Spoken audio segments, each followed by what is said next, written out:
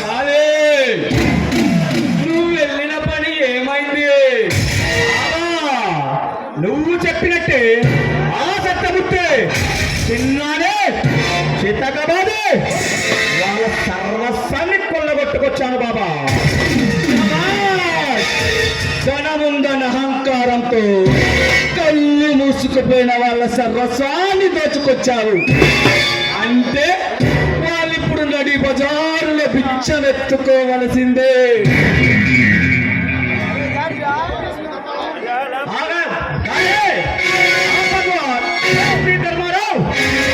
లేరు బాబా.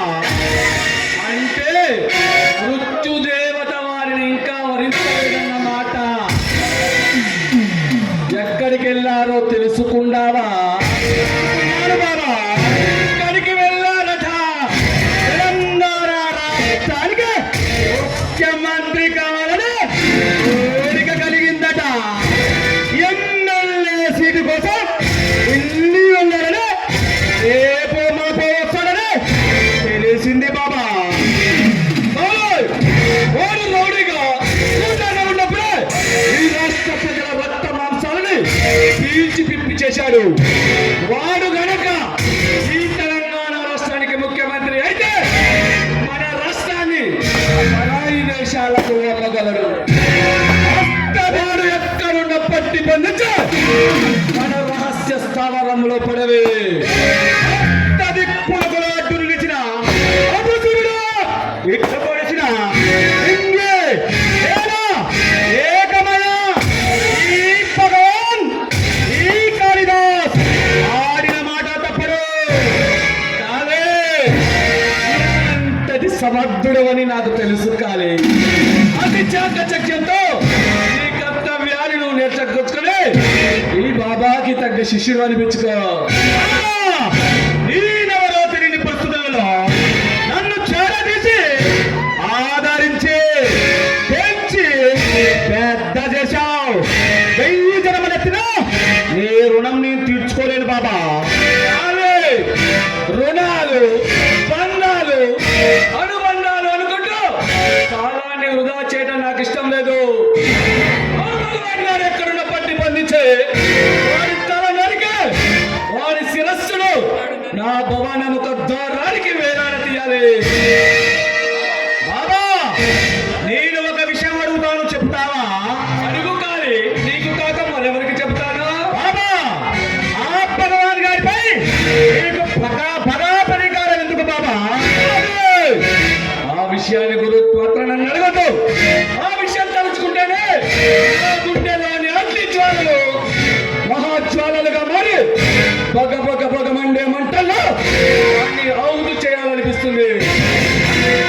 ప్రతీకారం రగలడానికి ఈలో కారణం ఏమిటో తెలుసుకోవచ్చా బాబా? సమయం వచ్చినప్పుడు నువ్వు అడగకపోయినా చెబుతాను. అంతవరకు ఈ విషయం గురించి నన్నేమి అడగద్దు.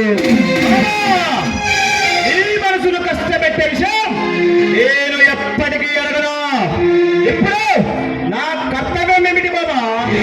ఆ భగవాన్ గారు వాడిని పట్టి బంధించి మన రహస్య స్థావరంలో పడవేయాలి.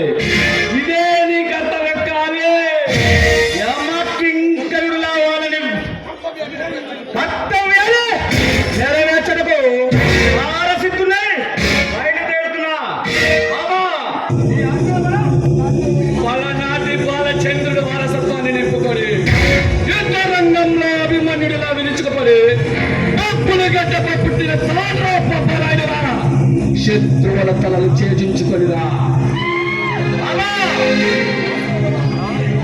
నీ ఆశీర్వాదం నాకుంటే ఎంతటి దుష్ట శక్తులైనా నేను ఎదుర్కోగలనా? ధర్మస్థాపనకై బయలుదేరుతున్న నీకు నీ బాబా శిష్యులు ఎప్పుడూ ఉంటాయి. వాళ్ళని వెంటాడి బంధించి ఈ పదాల ముందు ఉంచుతా బాబా. వస్తా.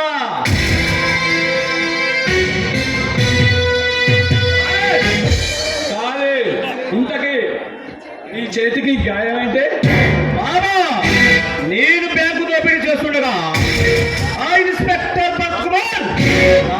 అడ్డు తలిగాడు.